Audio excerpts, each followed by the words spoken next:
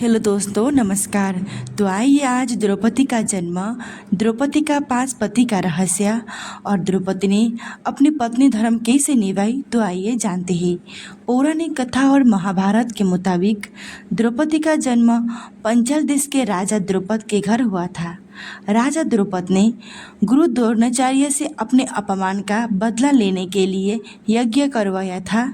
इस यज्ञ में राजा द्रुपद ने ज्ञानी और तेजस्वी ब्राह्मणों को बुलाया था और दिव्य हवन करवाया था।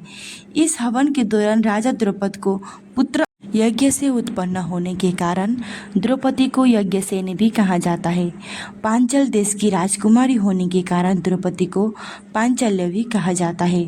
तो आपने जाना होगा कि द्रौपद की होम यज्ञ कुंड से द्रौपदी का जन्म हुआ। आइए अब द्रौपदी का 5 पतियों का प्राप्त कैसे हुआ, उसके रहस्य के बारे में जानते हैं। कहा जाता है कि द्रौपदी के 5 पति इसलिए मिले थे क्योंकि पिछले जन्म में वह बहुत सुंदर थी और सर्वगुण संपन्न होने के कारण उन्हें यज्ञवर नहीं मिल पाया। इस वजह से उसने भगवान शंकर को कठोर तपस्या की व्रत रखी थी और भगवान शिव प्रसन्न होकर बोले, तुम्हें क्या वरदान चाहिए? तब द्रौपदी ने भगवान शिव से वरदान मांगा, मुझे एक ऐसा पति प्राप्त हो जो बुद्धिमान, बलवान, सुंदर, आकर्षण और धनुष्मान हो। तब भगवान शिव ने सोचा, एक व्यक्ति में इतनी सारी गुण असंभव है। तब भगवान शिव ने उन्हें 5 पांडव के रूप में, एक पांडव बुद्धिमान, एक पांडव बलवान, ऐसे ही 5 गुण संपूर्ण पांडवों का रूप में उनको वरदान दिया। पांडवों को 12 वर्ष का वनवास और 1 वर्ष का अज्ञातवास मिला। इस दौरान 5 पांडव एक कुम्हार के घर में रहा करते थे और भिक्षाटन के माध्यम से अपना जीवन व्यापन करते थे। उधर द्रौपद ने अपनी कन्या द्रौपदी के लिए स्वयंवर रखा था। पांडवों को भी स्वयंवर का सूचना मिली।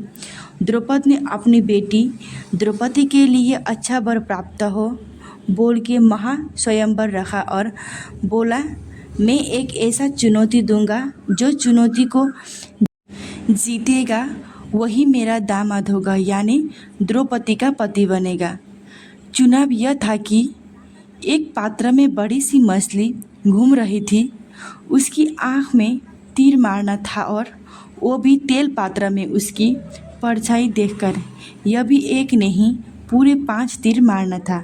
अर्जुन ने यह प्रतियोगिता जीत ली। तब जरासंध, शल्य, शिशुपाल तथा दुर्योधन, दूषण भी उपस्थित थे। उस दौरान बहुत विवाद हुआ क्योंकि पांडवों ब्राह्मण वेश धारण करके गए थे, लेकिन भगवान श्री कृष्ण के दखल से आखिर विवाह हो गया। विवाह के बाद अर्जुन ने द्रौपदी को माता कुंती के पास ले गया। कुंती ने अनजाने में ही, जो लाए हो उसे वापस बांट लो। धर्मराजा युधिष्ठिर ने इसे एक वैदिक संकेत माना और यह निर्णय लिया कि द्रौपदी को सभी पांडवों की पत्नी बनेगी। इस तरह द्रौपदी पांचाली कहलाई और शिव भगवान के वरदान अनुसार उसे 5 पति प्राप्त हुआ। तो आइए अब द्रौपदी अपने 5 पतियों के साथ पत्नी धर्म कैसे निभाई जानते हैं। जब भगवान शिव ने द्रौपदी को 5 पति प्राप्त होने का वरदान दिया था, तब वह भी यह जानते थे कि उसे अपनी 5 पतियों के साथ पत्नी धर्म निभाने में समस्या होगा।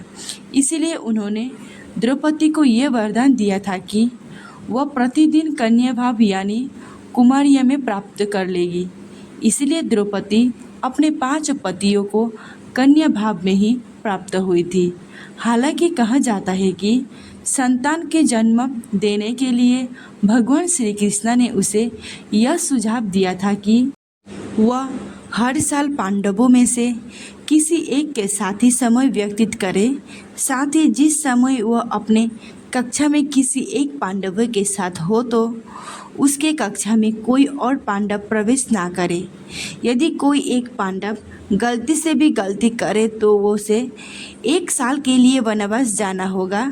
भगवान कृष्ण की बात मानते हुए द्रौपदी ने एक साल के अंतराल में पांडवों के साथ रहने लगी और द्रौपदी ने एक एक साल के अंतराल में एक एक पुत्र का जन्म दिया, जिसका नाम युधिष्ठिर के पुत्र का नाम प्रतिविध्याय, भीम के पुत्र का नाम सुतसोम, अर्जुन के पुत्र का नाम श्रुतकर्म और नकुल के पुत्र का नाम सातानिक, सहदेव के पुत्र का नाम श्रुतसेन। कृपया चैनल को शेयर सब्सक्राइब कर दीजिए। धन्यवाद।